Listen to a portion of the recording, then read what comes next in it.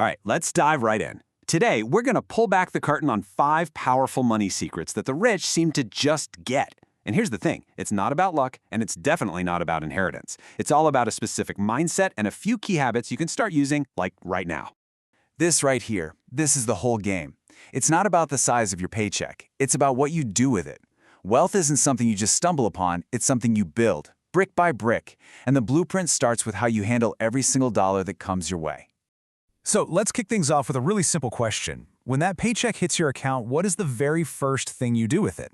Who gets that first slice of the pie? The answer, believe it or not, says almost everything. Okay, so check this out. On the left, you've got money flowing out to other people, to restaurants, to airlines, to car companies. Once you spend it there, that money is gone. Poof, it's working for someone else now. But look at the right side. The rich pay themselves first. Their money goes straight into assets, things that are designed to make more money. We're talking stocks, real estate, their own business, or even just a course that teaches them a new skill. They're turning today's income into tomorrow's income. It's a total game changer. Moving on to secret number 2. And this one is huge because it's about the one resource we all have the same amount of: time. Let's just make this real for a second. Let's say you're earning a pretty standard daily wage.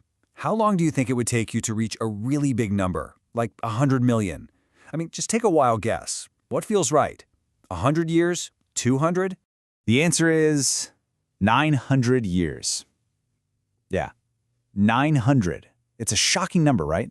And it shows you, plain and simple, why trading your hours directly for money is an incredibly inefficient way to build wealth. You literally do not have enough time in your life. So if selling your time is a dead end, what's the alternative?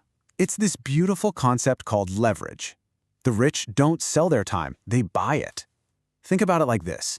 You could run one fantastic restaurant all by yourself, but a chain like MK Suki has hundreds of restaurants all running at the same time. They are effectively multiplying their 24-hour day by hundreds. That is leverage in action. Now you might be thinking, great, but I can't afford to buy anyone's time. But you can. The very first time you should buy is your own. How? By investing in yourself, in your knowledge. If you learn a new skill that lets you do a task in 15 days instead of 30, you've just bought yourself 15 days of freedom. You literally created time out of thin air that you can now use to do something else. All right, secret number 3. This one goes right for the jugular of the single biggest excuse that holds people back from getting started. We've all heard this, right? Maybe we've even said it ourselves. Of course they're successful. Look where they started. And you know what? It feels so true. It seems like a perfectly logical reason, but it completely misses what real, usable capital actually is. See, your most valuable capital isn't money in the bank. It's the time you have right now. It's your energy. It's that fire in your belly to learn something new. Think about it. The person who earns $5,000 isn't paid more than the person earning $300 because they started with more cash. No, they're paid more because they have a more valuable ability. And the best part? Ability can be learned. All the knowledge is out there for free on platforms just like this one. In the end, it really boils down to this. It's a choice. Every ounce of energy you spend explaining why you can't do something is energy you're not spending on figuring out how you can. You have to pick a lane. You just can't do both. On to secret number 4. This one is all about sequence. It's not just what you do with your money, but the order you do it in. A tiny little tweak with absolutely massive results down the line. Look at this simple breakdown. The poor spend first, and then whatever's left over, if anything, they might try to save. The middle class is more disciplined, right? They save first, which is great, and then spend what's left.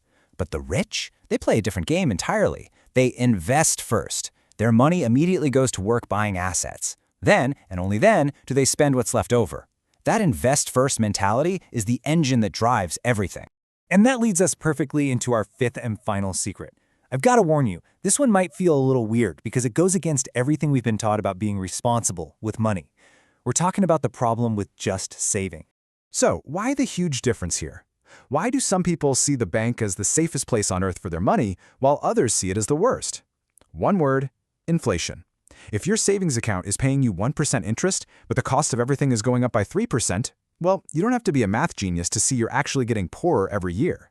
Your money is losing its power. And the real kicker? The bank takes your safe money, invests it for a much higher return, and then hands you back the pocket change. They are using your money to get rich. So we've covered the 5 practical secrets. But honestly, none of them work without the right operating system running in the background. It's all about the mindset. So let's unlock that right now. First, let's just completely demolish the myth that you have to be born rich. The data is crystal clear. An incredible 88% of millionaires are self-made. They started from scratch. They didn't start with money. They started with the right mindset and the right habits. This is proof that your starting point does not have to be your destination. And while we're at it, we have got to get rid of these other weird mental blocks we pick up, usually from movies. This idea that rich people are evil or that money makes you unhappy. They are totally separate things. There are good and bad people at every income level. There are happy and unhappy people at every income level. Believing these myths is like trying to drive a car with the emergency brake pulled. You're just holding yourself back for no reason. So after everything we've talked about, it all comes down to this one simple question you have to ask yourself. The choice is yours.